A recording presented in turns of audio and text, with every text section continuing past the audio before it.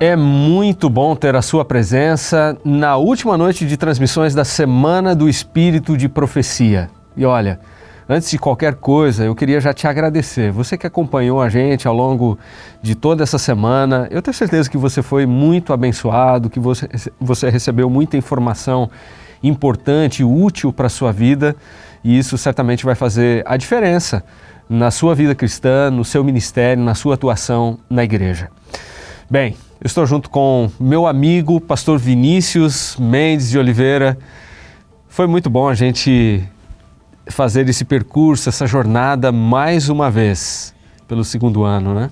Que semana especial, pastor Tonetti. Que privilégio contar com a sua presença ao longo dessa semana também, que acompanhou cada dia de pregações da Palavra de Deus e refletiu sobre esse dom tão especial que Deus deu à sua igreja, que é o testemunho de Jesus, o espírito da profecia.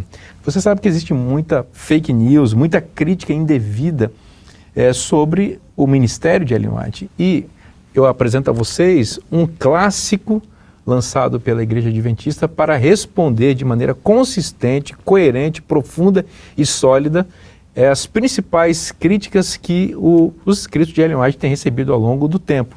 Ellen White e seus críticos é exatamente isso, um material que vai se aprofundar nessas críticas e dar respostas realmente convincentes. É verdade, muito bom. E além disso, nós temos falado a cada noite aqui também a respeito das ferramentas que nós temos na internet, disponíveis gratuitamente para as pessoas, né? E você que está em casa nos acompanhando, não custa a gente lembrar aqui, talvez você ainda não tenha acessado, você não conheça plataformas como a egwwritings.org, que é um site que já conta com um aplicativo também que reúne todos os escritos, pastor Vinícius, de Ellen White, em diversos idiomas. Cartas, manuscritos, publicações de Ellen White feitas naquela época. É uma ferramenta muito rica para pesquisa, né?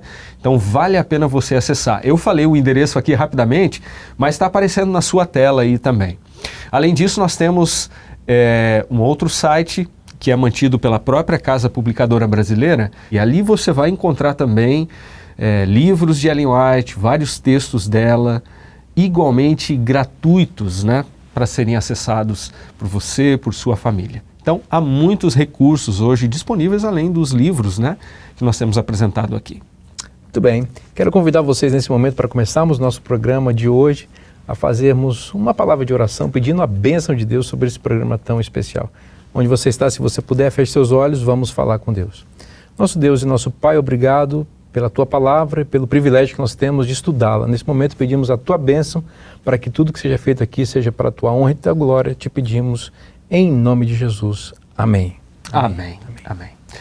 Hoje nós temos uma entrevista especial também que você vai conhecer um pouquinho mais a respeito de novidades da área da literatura, livros que têm saído daqui da Casa Publicadora para abençoar a sua vida. Então, fique ligado. Eu converso aqui com o pastor Fernando Dias, editor dos livros de Ellen White, na Casa Publicadora Brasileira.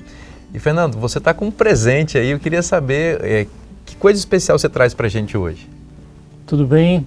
Então, nós temos aqui um excelente presente. Deus enviou um grande presente ao mundo, um presente de Natal, que foi o seu Filho, seu divino Filho, Jesus Cristo. E agora nós temos a oportunidade de também apresentar este presente para muita gente, para os nossos amigos, para os nossos familiares, através do livro Jesus, o Melhor Presente. Esse é um clássico, um livro extraordinário, com acabamento de grande qualidade e com certeza será um presente que vai servir para todas as pessoas e com certeza é o melhor presente de todos. Fernando, fala um pouquinho para a gente do conteúdo desse livro, né? O que o leitor terá de diferencial ao adquirir esse livro e ao passar pelas páginas, que tipo de mensagem ele vai descobrir aí? Com certeza, essa é a mensagem do Evangelho, a grande mensagem de Deus para a humanidade.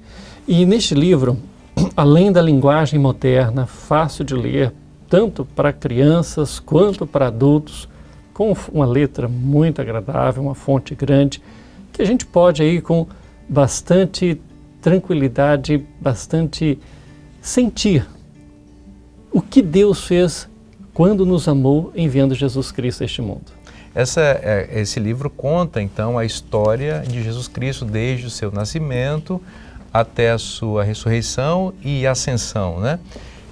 Pelo que eu dei uma olhada, esse livro ele é o resumo, assim, os principais capítulos, né, do livro Desejado de Todas as Nações, que é, sem dúvida, Fernando, a biografia mais completa e mais bela que já foi escrita sobre a vida de Cristo, né? E esse livro traz esses insights preciosos desse livro maior, né? Com certeza, é um livro, claro, resumido, mas não por isso não deixa de ser completo.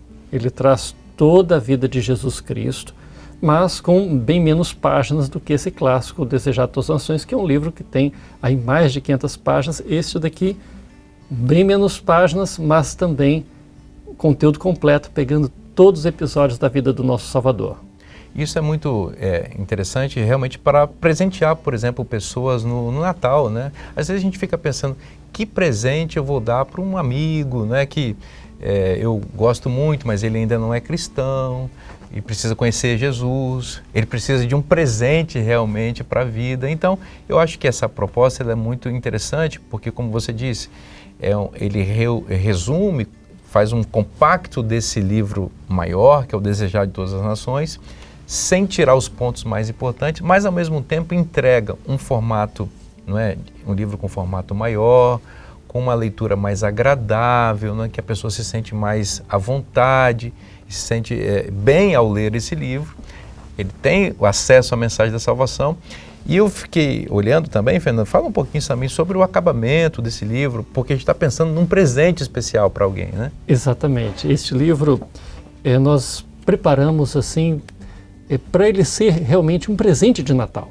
Não só de Natal, mas principalmente agora no Natal, que é uma época que as pessoas estão mais sensíveis a conhecer quem é Jesus Cristo e a pensar nele. Então nós elaboramos um livro com uma excelente capa dura, um formato mesmo de presente. Exatamente, eu vi que ele tem uma luva, né, que ele vem dentro de uma espécie de um box, né, que Sim. realmente é um presente, a pessoa pode tirar, isso fica muito bonito na estante também, fica muito bonito ali na sala, até como um item de decoração, né? Você tem Jesus, o melhor presente, a mensagem dele é revelada aí, isso tudo também numa capa e numa diagramação bonita, confortável, com um nível assim de qualidade muito superior que os nossos leitores realmente merecem, né? Com certeza. Fernando, muito bom receber você aqui, agradeço a sua presença, foram muito úteis as suas informações e eu acredito que nós precisamos mesmo de Jesus, que é o nosso melhor presente. Tá certo, muito obrigado e não deixe de aproveitar essa oportunidade não só de ter Jesus como melhor presente, mas também de entregar, presentear Jesus para muita gente. Chegou o momento, meus amigos, mais importante aqui da nossa transmissão. Nessa última live, nós vamos ouvir uma reflexão importante a respeito do último capítulo do livro O Grande Conflito. Como será que a história desse mundo de pecado vai terminar?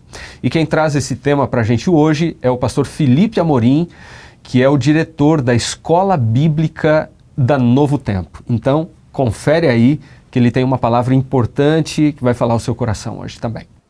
Olá, queridos amigos, sejam muito bem-vindos a essa nossa semana especial sobre o Espírito de Profecia.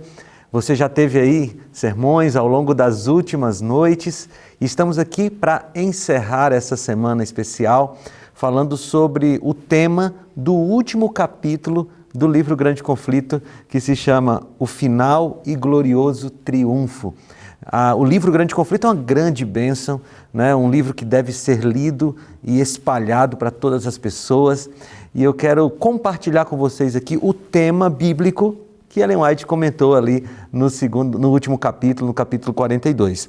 E para a gente começar a estudar o tema da Bíblia, eu quero orar com você. Se puder, feche seus olhos e vamos orar. Senhor Deus, obrigado, Pai. Obrigado porque nós temos a Tua Palavra em nossas mãos. A Tua Palavra, que é a nossa regra de fé, e nós pedimos que o Senhor nos ajude a compreendermos o Teu recado neste momento, através da Tua Palavra, em nome de Jesus. Amém. Eu quero começar a nossa conversa deste momento fazendo uma pequena retrospectiva a respeito dos últimos momentos da história dessa humanidade, dos últimos momentos da história do pecado. E eu quero convidar você a abrir sua Bíblia. Você está com sua Bíblia aí? Abra sua Bíblia em Apocalipse capítulo 19. Tá bom? Nós vamos estudar o Apocalipse 19, 20 e 21, de maneira mais específica o capítulo 20, capítulo 21, mas a gente vai começar pelo capítulo 19 para que a gente possa ter aí uma linha do tempo que nos ajuda a compreender. Porque o capítulo 19 é um capítulo que descreve a volta de Jesus. Aliás, esses capítulos finais de Apocalipse, eles são capítulos que estão em sequência histórica, não é? Você tem no capítulo 19 a volta de Jesus, no capítulo 20 o milênio, né? O início e o fim do milênio, e no capítulo 21 e 22 já a nova terra restaurada, o final de tudo. É uma sequência muito bonita e que traz muita esperança para a gente. E eu quero começar lendo com você Apocalipse capítulo 19, nós vamos ler a partir do versículo 11. Acompanhe comigo aí na sua Bíblia. Vi o céu aberto e eis um cavalo branco. O seu cavaleiro se chama Fiel e Verdadeiro e julga e peleja com justiça. Os seus olhos são chamas de fogo, na sua cabeça há muitos diademas. Tem um nome escrito que ninguém conhece senão ele mesmo. Está vestido com um manto tinto de sangue e o seu nome se chama o Verbo de Deus. É fácil identificar quem é esse cavaleiro, né? O seu nome é o Verbo de Deus. E seguiam-no os exércitos que há no céu, montando cavalos brancos, com vestiduras de linho finíssimo, branco e puro. Sai da sua boca uma espada afiada, para com ela ferir as nações.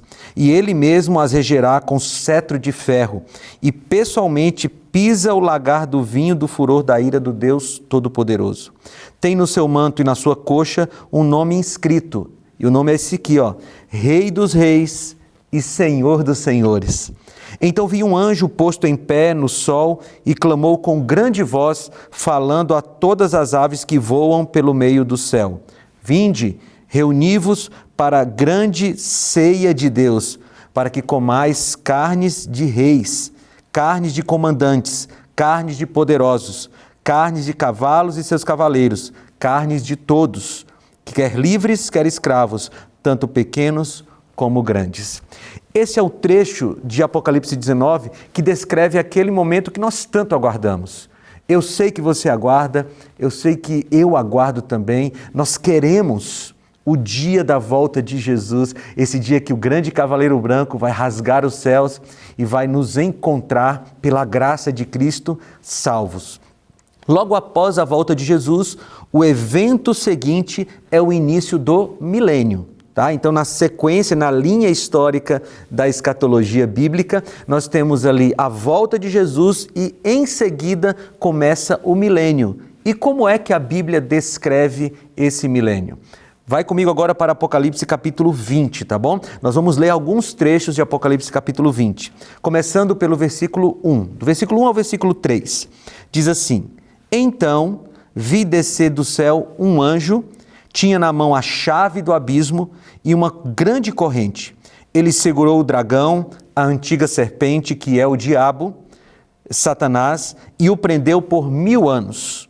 Lançou-o no abismo, fechou e pôs selo sobre ele, para que não mais enganasse as nações até se completarem os 1000 anos. Depois disso, é necessário que ele seja solto pouco tempo. Então vamos lá, só para a gente ir construindo aqui a nossa linha de pensamento. Jesus volta e na volta dele acontecem alguns fenômenos. Os salvos que estão vivos continuam vivos. Os salvos que estão mortos ressuscitam para se unir com os salvos vivos e encontrarem-se com Jesus e irem para o céu. Os ímpios, os perdidos que estão vivos, morrem. E os perdidos que estão mortos, continuam mortos. Então, todos os ímpios passarão o milênio inteiro mortos. E por isso a Bíblia diz que Satanás e seus anjos estarão em uma prisão, que a gente pode chamar de prisão circunstancial. Ou seja, Satanás não poderá sair da terra, estará preso à terra, e ele não terá como fazer a sua principal atividade, que é tentar as pessoas, levar as pessoas ao pecado, porque não terá nenhum ser humano vivo. É isso que descreve a continuação da leitura. Então volta aí para a tua Bíblia, por favor. Apocalipse capítulo 20, versículos 4 e 5 agora dizem assim: Vi também tronos, e nestes sentaram-se aqueles aos quais foi dada a autoridade de julgar.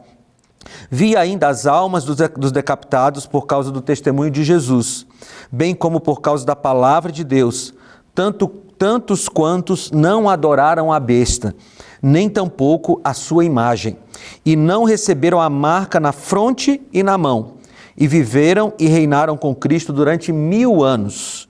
Os restantes dos mortos não reviveram até que se completassem os 1000 anos. Esta é a primeira ressurreição. Então, está aqui a descrição bíblica do que eu acabei de descrever para vocês, não é? Os salvos, eles vão para o céu e vão reinar com Jesus. E olha que coisa bonita diz aqui no Apocalipse, porque João viu aqueles que tinham sido decapitados por causa do testemunho de Jesus, já ressuscitados nos céus.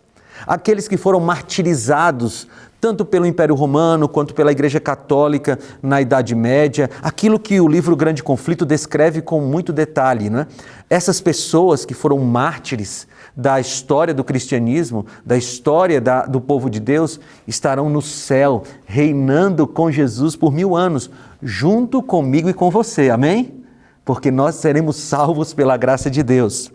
Só que a Bíblia também descreve os ímpios ali na terra, mortos, e Satanás preso. Então, isso acontece durante o milênio. E agora eu quero entrar com vocês de maneira específica no tema do capítulo 42 do livro Grande Conflito, que é falando já desse final glorioso, já pós-milênio.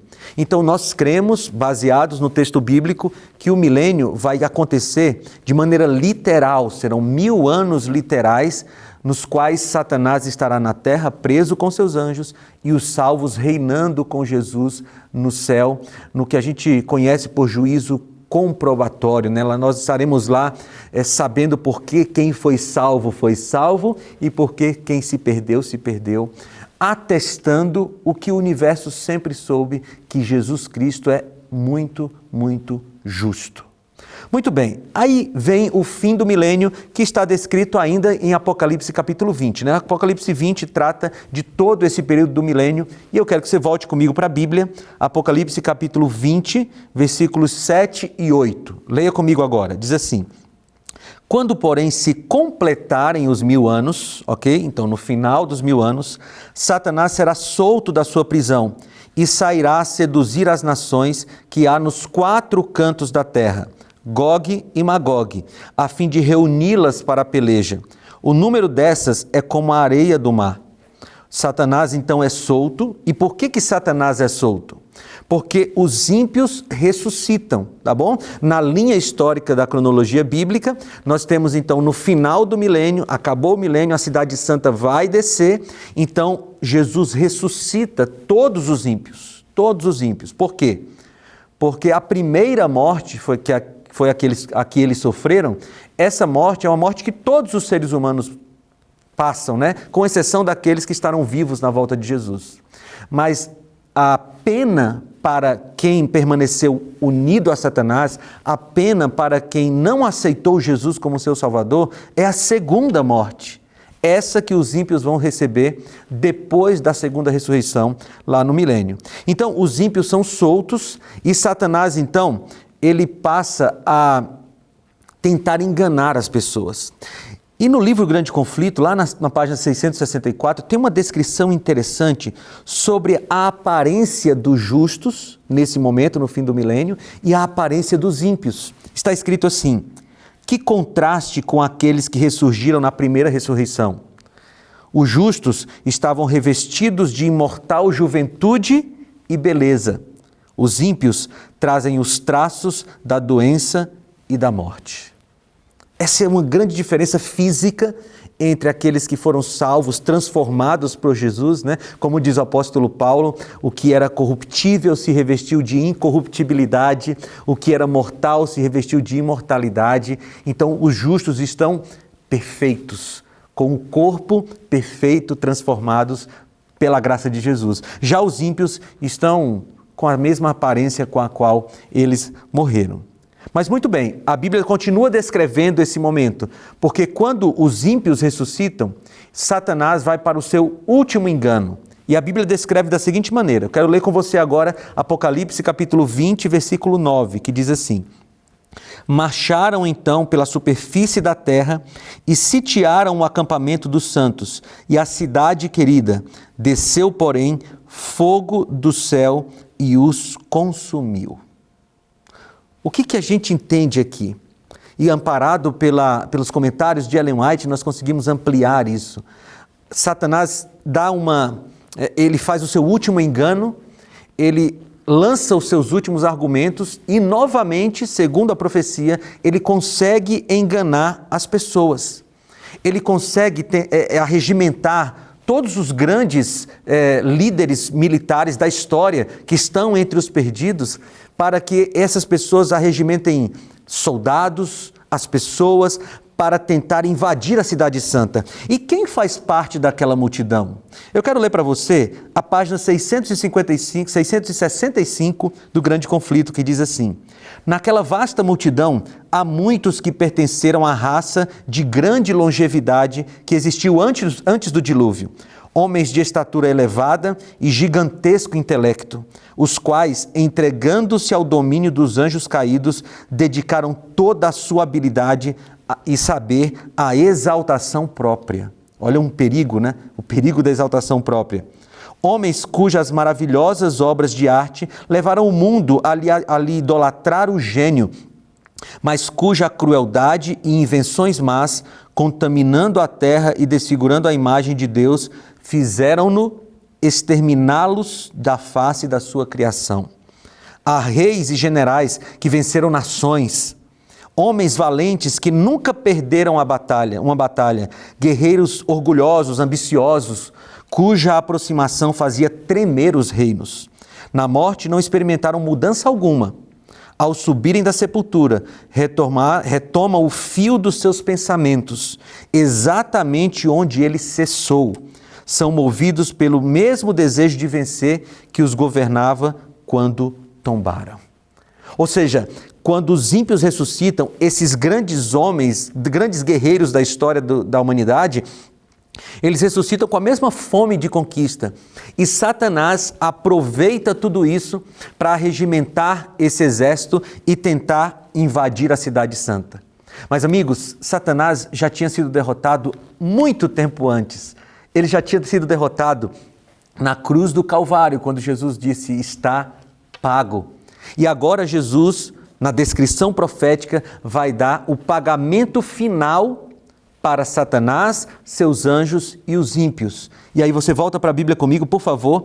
Vamos reler o versículo 9 de Apocalipse 20 e completando com o versículo 10, que diz assim: marcharam então pela superfície da terra e sitiaram o acampamento dos santos e a cidade querida. Desceu, porém, fogo do céu e os consumiu. O diabo, sedutor deles, foi lançado para dentro do lago de fogo e enxofre, onde já se encontram não só a besta, como também o falso profeta, e serão atormentados de dia e de noite pelos séculos dos séculos. E a Bíblia continua, versículos 11 a 14. Vi um grande trono branco, e aquele que nele se assenta, de cuja presença fugiram a terra e o céu, e não se achou lugar para eles. Vi também os mortos, os grandes e os pequenos, postos em pé diante do trono. Então se abriram os livros. Ainda outro livro, o livro da vida, foi aberto. E os mortos foram julgados segundo as suas obras, conforme o que se achava escrito nos livros. Deu o mar os mortos que nele estavam, a morte e o além entregaram os mortos que neles havia, e foram julgados, e um por um, segundo as suas obras. Então a morte e o inferno foram lançados para dentro do lago de fogo. Esta é a segunda morte, o lago de fogo. Amigos, que coisa interessante aqui, não é? Porque há uma tentativa de invasão da Cidade Santa, mas ao mesmo tempo há uma descrição de Jesus no seu trono como a grande autoridade do universo.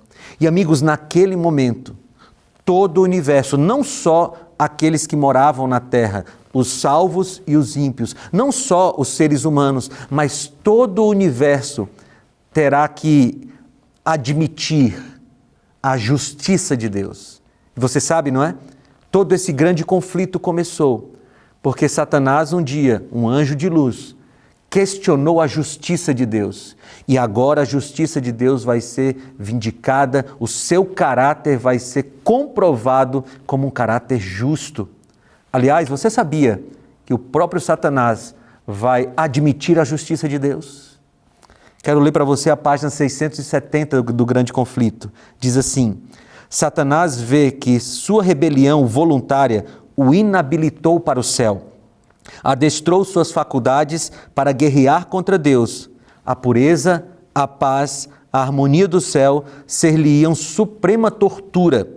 Suas acusações contra a misericórdia e a justiça de Deus silenciaram agora. A exprobração que se esforçou para lançar sobre Jeová repousa inteiramente sobre ele. E agora, presta atenção, e agora Satanás se curva e confessa a justiça da sua sentença. Olha que coisa impressionante. O próprio inimigo de Deus terá que admitir que Deus é justo. E todos os salvos e todos os perdidos admitirão a mesma coisa: Jesus é justo. Aliás, tem um detalhe no texto bíblico que nós acabamos de ler, Apocalipse 20, 11 a 14, que eu gostaria de destacar com você, porque a Bíblia diz que cada um pagará no lago de fogo e enxofre segundo as suas obras. Amigos, há uma proporcionalidade na punição final, sim. Na página 673, o Grande Conflito diz assim: alguns são destruídos em um momento, enquanto outros sofrem muitos dias. Sim, quem foi um pecador mais voraz, quem teve mais agarrado ao pecado, sofrerá um pouco mais no lago de fogo e enxofre, até que todos sejam destruídos. Logicamente, aquele que demorará mais a ser consumido será o próprio diabo, o grande responsável, o responsável final pelo pecado nesse planeta. E aí, amigos, quando a destruição final acontece, quando pecados e pecadores são destruídos, começa então a eternidade, ou recomeça a eternidade com um universo perfeito. Eu gosto de pensar que, da perspectiva de Deus, aconteceu uma breve pausa de alguns milhares de anos de pecados nesse planeta. Mas depois dessa breve pausa, na perspectiva divina, agora vai recomeçar tudo. E a gente vai para Apocalipse capítulo 21. E eu quero ler com você dos versículos 1 ao versículo 4. Essa leitura enche o meu coração de esperança, enche o meu coração de alegria e eu espero que encha o seu também. Apocalipse 21, 1 a 4 diz assim: Vi novo céu e nova terra, pois o primeiro céu e a primeira terra passaram e o mar já não existe. Vi também a cidade santa, a nova Jerusalém, que descia do céu da parte de Deus, ataviada como noiva adornada para o seu esposo. Então ouvi grande voz vinda do trono dizendo: Eis o tabernáculo de Deus com os homens. Deus habitará com eles. Eles serão povos de Deus, e Deus mesmo estará com eles. E lhes enxugará dos olhos toda lágrima, e a morte já não existirá. Já não haverá luto, nem pranto, nem dor, porque as primeiras coisas passaram. Ah, amigos, como eu sonho com esse dia. Como eu sonho com o dia que o mal vai acabar, né? A gente quer que Jesus volte, mas a gente não sonha apenas com a volta de Jesus, a gente sonha com o cumprimento de toda a profecia do milênio e deste momento que é após o milênio, quando Jesus promete acabar definitivamente com o mal, porque afinal de contas, durante o milênio, o mal ainda existirá, na figura de Satanás e seus anjos presos aqui na terra. Mas aqui ele diz: lhes enxugará dos olhos toda lágrima. E já não haverá mais pranto nem dor. Amigos, a lembrança do mal acabará. Aliás, há apenas uma exceção para isso. Você sabia? Nós teremos uma lembrança do mal por toda a eternidade. E que lembrança é essa? São as marcas de Jesus. As marcas nas mãos, as marcas no seu lado, lembrando o preço do pecado. E isso me emociona profundamente. Porque, amigos, o nosso Senhor Jesus, que é 100% Deus e 100% humano, perfeito, Ele escolheu, eu não tenho uma palavra melhor para usar, então vou usar essa, tá? Ele escolheu manchar a sua perfeição para nos salvar. E Ele escolheu manter essa mancha, as marcas dos pregos nas mãos, nos pés, da lança no seu lado. Ele escolheu manter isso para que nós nunca nos esqueçamos o quanto o pecado é ruim, o quanto o pecado é miserável. As marcas de Jesus ficarão por toda a eternidade. Muito bem, mas chega o momento da recriação. E a Bíblia descreve esse momento. Eu quero ler com você Apocalipse capítulo 21, 5 a 7. Diz assim: E aquele que está sentado no trono disse: Eis que faço novas todas as coisas. E acrescentou: Escreve, porque estas palavras são fiéis e verdadeiras. Disse-me ainda: Tudo está feito. Eu sou o Alfa e o Ômega, o princípio e o fim. Eu, a quem tem sede, darei de graça da água da vida. O vencedor herdará estas coisas, e eu lhe serei Deus, e ele me será filho. Ah, amigo, que dia maravilhoso, que dia glorioso, o dia em que este planeta será recriado e nós voltaremos ao plano original de Deus, a terra como Ele criou lá em Gênesis capítulo 1 e capítulo 2. Esse é o grande final, o glorioso final que Deus quer dar para mim e para você. E nós voltaremos a viver numa terra que Isaías descreveu de maneira, com as palavras que ele tinha, mas de uma maneira que já enche o nosso coração. Olha o que diz Isaías 32, 18. O meu povo habitará em moradas de paz, em moradas bem seguras e em lugares quietos e tranquilos. Isaías 60, 18. Nunca mais se ouvirá de violência na sua terra, de desolação ou ruínas nos teus limites, mas aos teus muros chamarás salvação e às tuas portas louvor. Isaías 65, 21 e 22. Eles edificarão casas e nelas habitarão, plantarão vinhas e comerão seu fruto. Não edificarão para que outros habitem, não plantarão para que outros comam, porque a longevidade do meu povo será como a da árvore e os meus eleitos desfrutarão de todo as obras das suas próprias mãos. E Isaías 11,6 diz assim: o lobo habitará com o cordeiro, e o leopardo se deitará junto ao cabrito. O bezerro, o leão novo e o animal cevado andarão juntos, e um pequenino os guiará. Que imagem linda! Os animais que hoje são ferozes e perigosos, na nova terra serão mansos, a ponto de uma criancinha brincar com o leão. E aí, amigos, eu não poderia deixar de ler o último parágrafo do livro Grande Conflito, que para mim é uma das poesias mais lindas e que mais me emociona. Página 676, o último parágrafo do Grande Conflito diz assim: o grande conflito terminou. Pecado e pecadores não mais existem. O universo inteiro está purificado. Uma única palpitação de harmonioso júbilo vibra por toda a vasta criação. Daquele que tudo criou emanam vida, luz e alegria por todos os domínios do espaço infinito, desde o minúsculo átomo até o maior dos mundos. Todas as coisas animadas e inanimadas, em sua serena beleza e perfeito gozo, declaram que Deus é amor. Amém. Amém. Que Deus seja louvado. Essa vai ser a cena final.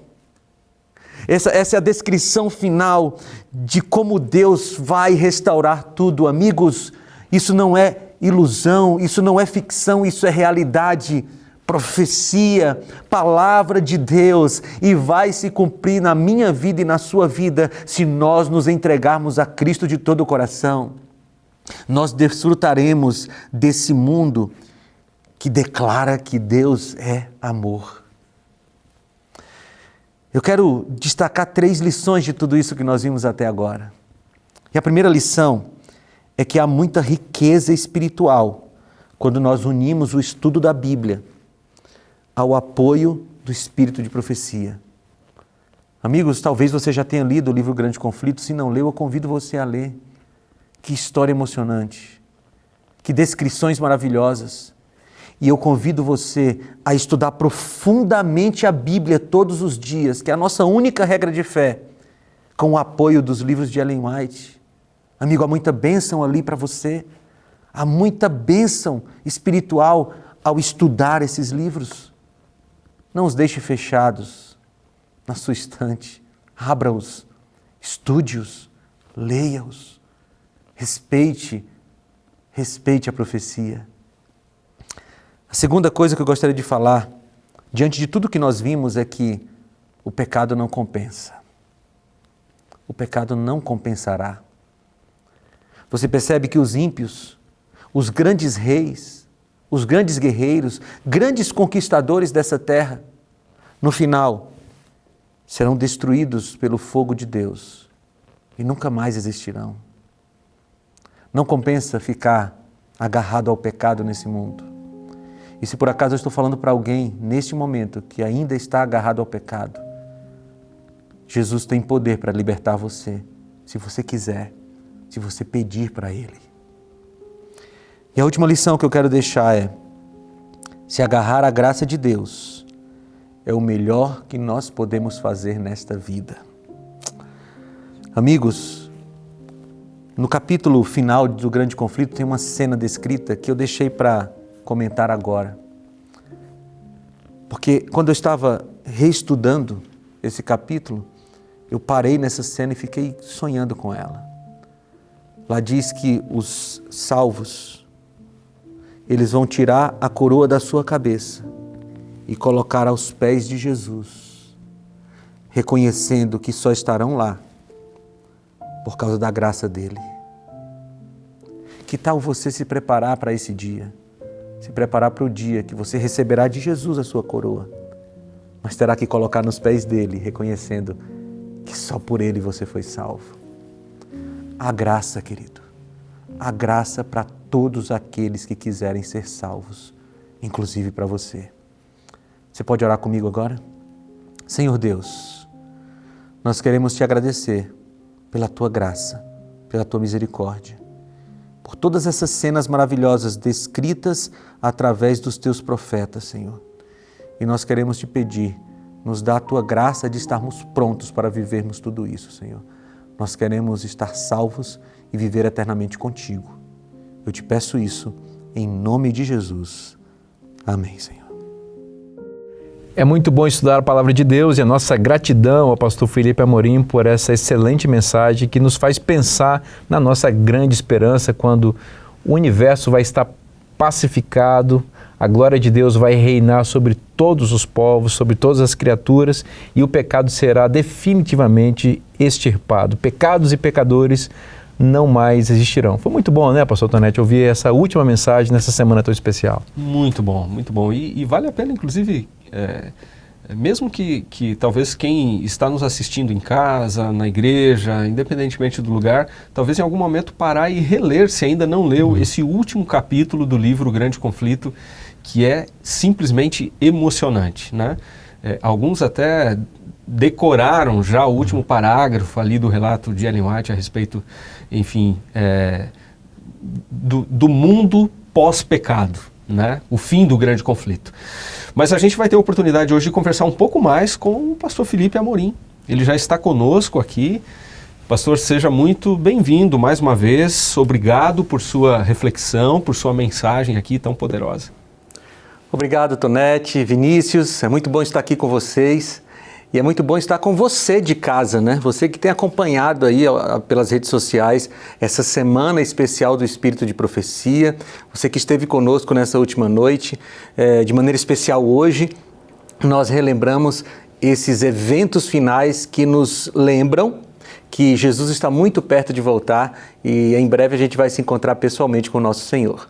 Pastor Felipe, eu imagino que você, no seu trabalho de coordenação da Escola Bíblica da Novo Tempo, receba muitas perguntas a respeito de dúvidas sinceras quanto a essa cronologia dos acontecimentos que sucedem à volta de Jesus. Vamos relembrar um pouquinho isso aqui para o nosso público? O que acontece a partir da segunda vinda de Cristo? Esse é um tema muito importante e existem aí no mundo teológico várias teorias diferentes, né?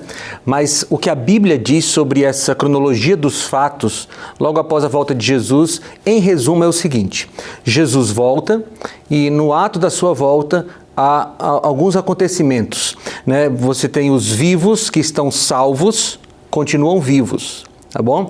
Os mortos que estão salvos ressuscitam, se unem a esses salvos vivos e se encontram com Jesus nos céus e vão passar o milênio no céu com Jesus reinando, segundo o apóstolo Paulo, né?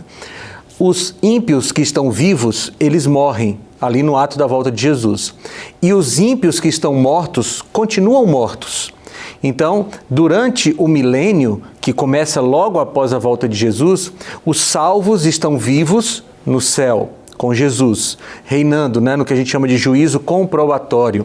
Os ímpios estão mortos na terra. E segundo Apocalipse capítulo 20, Satanás e seus anjos estão presos aqui na terra, numa prisão circunstancial, porque eles não poderão sair da terra e na terra não haverá ninguém para eles tentarem, já que os ímpios estão mortos. Então será uma espécie de prisão circunstancial por 1000 anos, né, representando ali o período de cativeiro de Satanás. Quando terminarem os 1000 anos, a Bíblia descreve em Apocalipse 20 e também Apocalipse 21, que o juízo comprobatório termina, a cidade santa desce do céu para vir para a terra. Aí há a segunda ressurreição. A segunda ressurreição é a ressurreição dos ímpios, né? A primeira ressurreição é a ressurreição dos justos, lá na volta de Jesus. A segunda ressurreição dos ímpios. Esses ímpios ressuscitam e aí o Apocalipse descreve Satanás fazendo o seu último engano. Ele engana esses ímpios para tentar invadir a cidade santa. Nesse momento, o texto bíblico descreve, desce fogo do céu, consome os pecadores todos, consome Satanás e seus anjos, consome o pecado, purifica a terra e Deus recria a terra. Então a cidade santa se instala sobre a terra com o trono de Deus nela, né? O trono de Deus será agora, seu local será na terra, e aí começa a eternidade, ou eu diria, recomeça a eternidade, com esse pequeno intervalo aí do pecado, mas aí depois desses eventos todos, a terra é recriada, Deus habitará conosco, segundo o Apocalipse, e nós estaremos aí eternamente na presença do nosso Senhor Jesus. Esse é o resumo do que a Bíblia fala sobre os eventos finais. Muito bom, Felipe. A gente claramente percebe na Bíblia uma doutrina dos últimos eventos, que a gente chama de escatologia, e você acabou mencionando alguns pontos que compõem a compreensão adventista da escatologia bíblica, né? Especialmente aí na sua explicação a partir da volta de Jesus, que é o tema do último capítulo do livro O Grande Conflito.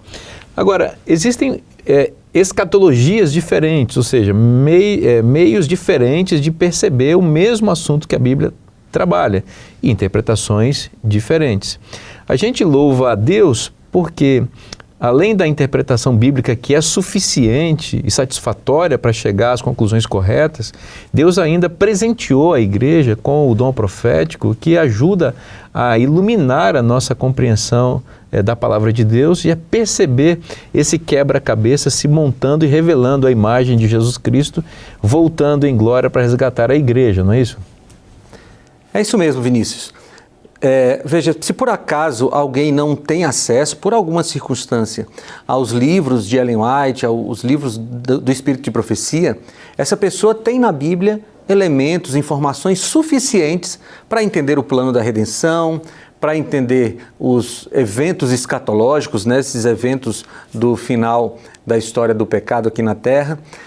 Mas, como você falou, o Espírito de Profecia, os escritos de Ellen White, eles são um presente de Deus para a igreja. né? E não apenas um presente, mas como um sinal da igreja verdadeira no final dos tempos, né? Você vê isso em Apocalipse 12, Apocalipse 19. O espírito de profecia é um sinal do povo de Deus no final dos tempos. Mas quem não teve ainda oportunidade de ler o espírito de profecia, os escritos de Ellen White, está perdendo bênçãos gigantescas, né? Você vai encontrar textos que vão fazer você meditar profundamente na sua vida espiritual, informações que vão ajudar você a compreender de maneira mais profunda o texto bíblico, porque como a própria Ellen White escreveu, ela é uma luz menor que nos conduz à luz maior, que é a palavra de Deus. Então, se você tem a oportunidade, não perca essa chance de ler os livros do Espírito de Profecia, porque eles são uma bênção grandiosa para nós. É verdade. Agora, para muita gente, quando nós falamos em Apocalipse, essa palavra pode causar pânico, né? Pode trazer medo pela incompreensão do que realmente vai acontecer. O que dizer a uma pessoa que, quando ouve falar nos eventos finais, sente medo em vez de sentir esperança? Veja, a palavra Apocalipse, ela tomou uma conotação que causa medo nas pessoas, né? As pessoas dizem assim, não, isso é o Apocalipse, quando tem uma situação caótica, né? Mas a palavra Apocalipse, ela significa revelação. Aliás, no começo do livro do Apocalipse, João fala, né? Revelação de Jesus Cristo. Então, o Apocalipse é a revelação de Jesus Cristo. Então, a gente não precisa ter medo dos eventos finais. E eu vou te falar uma coisa, presta atenção. Só tem medo dos eventos finais quem não entendeu a graça de Cristo, quem não conhece a graça de Cristo. Porque quem estuda a Bíblia, conhece a graça de Cristo, sabe que Jesus nesse momento está no santuário celestial, no Santo dos Santos, intercedendo por cada um de nós, atribuindo a sua justiça a todos aqueles que aceitarem a sua justiça. Quem sabe dessas coisas não tem medo dos eventos finais, pelo contrário, espera ansiosamente que esses eventos aconteçam logo, porque eles são a evidência de que nós estamos próximos do encontro com o nosso Senhor Jesus. Então, se por acaso você tem medo dos eventos finais, estude mais o Apocalipse, leia o livro O Grande Conflito e você vai perceber que não precisa ter medo. Pelo contrário, você vai ter alegria e vai ficar ansiosa para que esses eventos aconteçam logo e a gente se encontre com Jesus. Agora, Felipe, a gente precisa pensar num ponto que é muito importante, que envolve vida eterna ou morte eterna, né?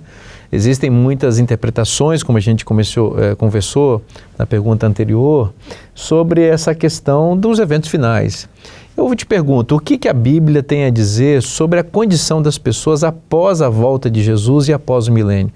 Existe condição de alguém decidir se vai se salvar ou se vai se perder após a volta de Cristo, o milênio?